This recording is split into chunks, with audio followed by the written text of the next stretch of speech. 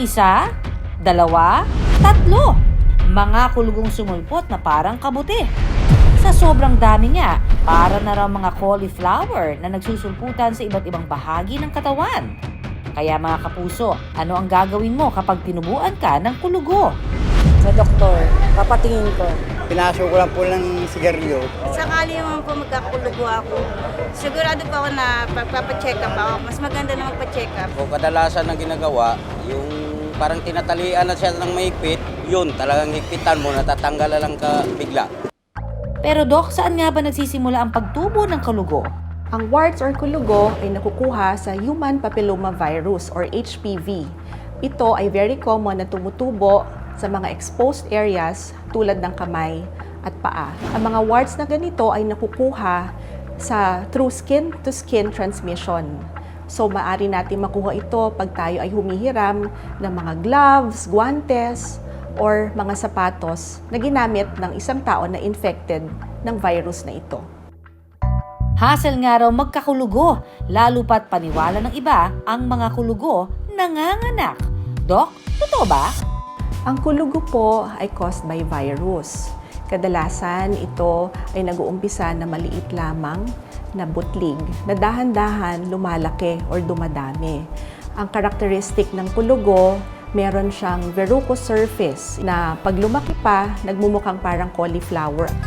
Ayon kay Dr. Teresa Beroy, isang dermatologist, ang kulugo pwedeng tumubo sa iba't ibang bahagi ng katawan, gaya sa palad, sa paligid ng mata o sa iba't ibang parte ng mukha, sa paligid ng kuko, sa kamay at paa, at maging sa pribadong bahagi ng ating katawan. Tingnan niyo po, sa loob lang po lang, and then, Ang ating mga kapuso, kanya-kanyang diskarte kapag nagkakakulugo. Pero ito raw nauuso, pahid-pahid lang, maaalis na ang kulugo. Gaano katotoo? Sarap-rasan mo, sir. Ito yung kulugo.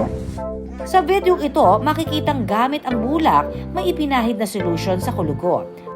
At maya-maya lang, 2. nawala na raw ang kulugo sa loob lang ng ilang segundo. 1. 2. Napakasimple na po ng 1. Yun pong paglalagay ng mga langis o solution na ina-apply sa kulugo tapos biglang hinahatak para po sa aming mga dermatologist, maaaring hindi po ito safe sa inyo. Unang-una, pwede po magkaroon ng inflammation, sugat, at pwede pong lumalim ito, magkaroon ng infection at scarring. Maaaring din po hindi tayo makasigurado na makukuha lahat ng kulugo at maaaring pong after ilang weeks o months, babalik po ulit yung kulugo. Nako, ingat-ingat mga kapuso ha! Dahil imbis na mawala ang kulugo, posibleng magdulot pa ito ng peligro. Kung ito ay lalong dumadami, mas maganda po kung magpatingin na tayo sa ating doktor. Kasi may mga klase po ng viruses, lalo na yung human papillomavirus, na pwede pong mag-cause ng klase ng cancer. Ito po ay maaring pigilan or ma-prevent sa pamamagitan ng mga HPV vaccines. Ang iba kaya nating mga kapuso, ano ang diskarte kapag nagkakaroon ng kulugo? Ginagamot ko po yung kulugo gamit yung sigarilyo. Pinapasok ko po siya, tinatanggal ng aking kuko. Dok, totoo ba na safe and effective ang pagpapaso ng kulugo gamit ang sigarilyo? Yun pong pagpaso ng sigarilyo sa kulugo, wag na lang po nating gawin.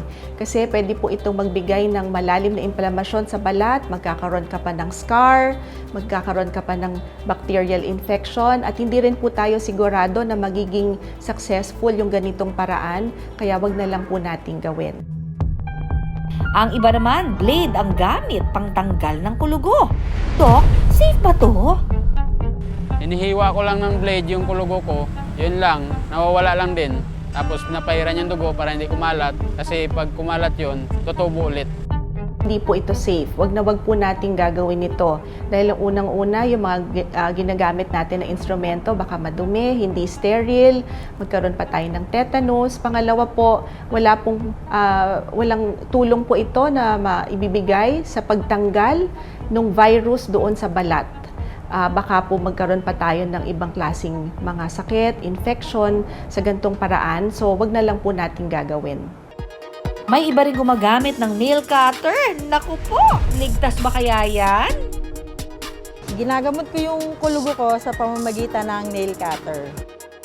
Yun pong pag-nail cutter ng kulugo, kung maganda po sana, wag na nating gawin. Kasi po, hindi po ito safe at saka hindi rin naman po sigurado na matatanggal natin hanggang ilalim yung kulugo. Ang problem po dito, pwede pang magkaroon ng secondary bacterial infection pag po masyadong malalim at magdugo, sigurado po magkaka-infeksyon. So, madadagdagan po yung problema natin. Bukod dyan, paniniwala ng iba, ang solusyon sa kulugo, bawang.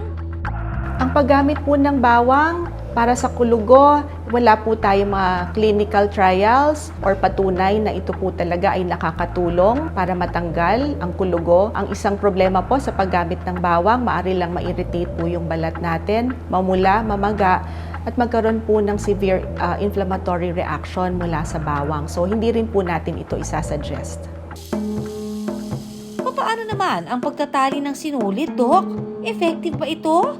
Yun pong pagtatali ng kulugo, hindi rin po natin ito i-recommend kasi hindi rin po ito effective na paraan para matanggal po yung kulugo. At saka pangalawa, maaring masakit ito at saka magbibigay ng inflamasyon sa balat. Payo ni Doc, huwag basta-basta mag-DIY pagdating sa pagtatanggal ng kulugo. May mga tamang paraan daw na bukod sa safe and effective na, iwas aray pa. Yung pong procedure na pwede po natin gawin, unang-una, yung pinaka-basic, yung electrocauterization with curettage. Ito pong procedure na to, sinusunog po yung parte ng balat na merong kulugo. Nilalagyan po namin ng anesthesia para hindi masakit. Tapos dahan-dahan po na kinakayod. So yung curettage, yun po yung pagkayod ng balat hanggang makuha po natin lahat ng areas na infected with the virus. Yung iba naman po gumagamit ng liquid nitrogen or cryotherapy. Yung iba naman gumagamit ng CO2 laser. Paalala ni Doc Teresa, mainam pa rin kumonsulta sa eksperto. Kung kayo po ay merong mga warts at hindi po natin alam kung ano yung gagawin natin, pinakamaganda po, pupunta na kayo sa isang board-certified dermatologist kasi meron po tayong mga guaranteed at effective na mga treatments para sa warts. Dagdag pa ni Doc, may paraan naman para makaiwas na magkaroon ng kulugo. Una-una, kailangan parating malinis ang ating mga kamay, gumamit ng alkohol, at umiwas na humawak sa kung saan-saan. Ang mga kulugo madalas ipinagsasawalang bahala, pero kapag pinabayaan, posible itong lumala. Kaya makinig na lamang po sa payo ng mga eksperto para ang maliit na kulugo hindi na magdala ng mas malaki pang peligro.